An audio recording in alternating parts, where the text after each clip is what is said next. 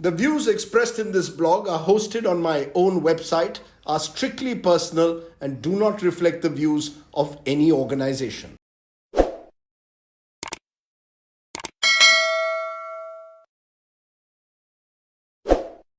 Hello and welcome friends to Straight Bat, my weekly video blog where, as the title suggests, I comment with a straight bat. Namaskar. This has been a big news week. Rahul Gandhi, the Congress leader, convicted by a Surat court for criminal defamation and then disqualified as a member of parliament of the Lok Sabha.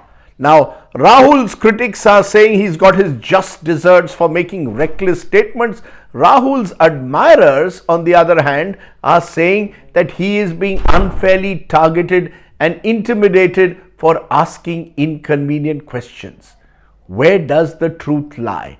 So here are the 10 takeaways that I have on the Rahul Gandhi affair.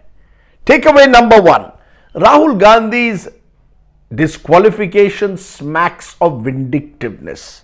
Okay, so the law does say that an MP or an MLA who is convicted for 2 years or more in a criminal case stands disqualified ab initio at the very outset. The BJP can well claim, therefore, that the law has taken its course. They have nothing to do with it. However, let's be very clear. This law has now got weaponized. There is no concept of natural justice in it, and the undue haste within 24 hours that Mr. Rahul Gandhi has been disqualified for a criminal defamation in a lower court where the sentence itself stood suspended for 30 days is a dangerous precedent, and to my mind smacks somewhere of a vindictive mindset out to get Rahul Gandhi. Takeaway number 2. Ironically, the disqualification is probably the best thing that's happened to Rahul Gandhi. Look, Rahul Gandhi's best hope as an opposition leader to raise his political equity is not so much in parliament but on the street. Mr. Gandhi's performance in parliament over the years has been subpar. If he were now, therefore, to resign, relinquish his membership, even if he is able to get a stay on his conviction and sentence, as is most likely, he can focus then on what he really should be doing. Going to the people, hitting the road and connecting with people as he did during the Bharat Jodo Yatra. Takeaway number 3. The BJP is convinced, and I've said this before in a previous blog, that Rahul Gandhi is their perfect matchup. The fact is, the BJP believes that Rahul Gandhi as the Namdar is their most favored opponent. The BJP therefore has pushed Rahul Gandhi almost onto the political center stage. They are itching for the next election to once again become Modi versus Rahul. It is a risky strategy. But as Mamata Banerjee said, BJP believes Rahul Gandhi is their TRP. Takeaway number 4. While the BJP has a strategy to corner Rahul Gandhi, to target him at all times, the Congress is groping in the dark for a cohesive response. Typically, the Congress party today is still gripped by inertia. Too many leaders fattened by power over the years, unable to galvanize themselves into a concrete plan of action. Had this been Indira Gandhi's Congress, or dare I say even Sonia Gandhi's Congress, you would have probably seen a more spontaneous show of support and a clearer plan of action. A cohesive political strategy at the moment is clearly missing in the Congress's reaction to the BJP's actions. Takeaway number 5. While the BJP may be celebrating in a way, they should be wary of playing Rahul Gandhi into a bechara role. The BJP is supremely confident that they can defeat a Rahul-led opposition. But they must be conscious that they must not be seen as vindictive as they are at the moment in trying to destroy their political opponents. Indians do not like bullies beyond a point, and the BJP is looking increasingly like a big bully out to finish off their opponents. A Bechara tag could confer Rahul Gandhi an aura of victimhood and even garner him sympathy over time. Takeaway number 6. Rahul Gandhi's disqualification can and possibly could bring the opposition together, but only if he stops making this battle only about him versus Mr. Modi. Rahul Gandhi needs to recognize his limitations as a national leader, much in the manner that his mother Sonia Gandhi did. That's what made it easy for Sonia Gandhi to work with a range of leaders during coalition arrangement. She set her ego aside. Rahul Gandhi, by contrast, gives the impression that he doesn't always seem to listen to good advice, keeps the focus on himself, doesn't have political strategists around him, and has pursued an Ekla Chalo Re strategy.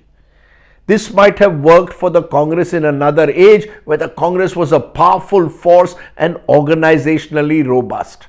But in this era, where the Congress has been weakened, Rahul Gandhi will have to work with others by genuinely reaching out to other opposition leaders with a sense of humility. Takeaway number 7. The criminal defamation case against Rahul Gandhi, in my view, is a weak one. A disclosure here: I was part of a petition filed by Subramaniam Swamy in the Supreme Court challenging the constitutionality of criminal defamation, a law which clearly undermines the right to free speech. We lost the battle in the court, but I still believe that criminal defamation is a bad law. Now, I have spoken to a range of lawyers in the last 48 hours, and all of them, with one or two exceptions, are surprised with a 2-year sentence for Rahul Gandhi for his remarks.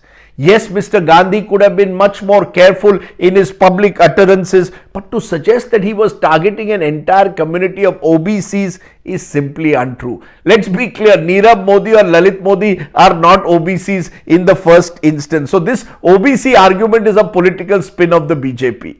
If anyone could make a real case for defamation, it is actually Prime Minister Modi, who's been repeatedly called Chaukidar Chor hai.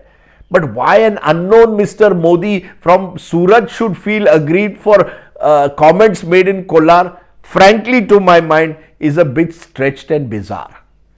Takeaway number 8. If Rahul Gandhi is guilty of criminal defamation, then dozens of other political leaders who've said far worse should be facing similar conviction.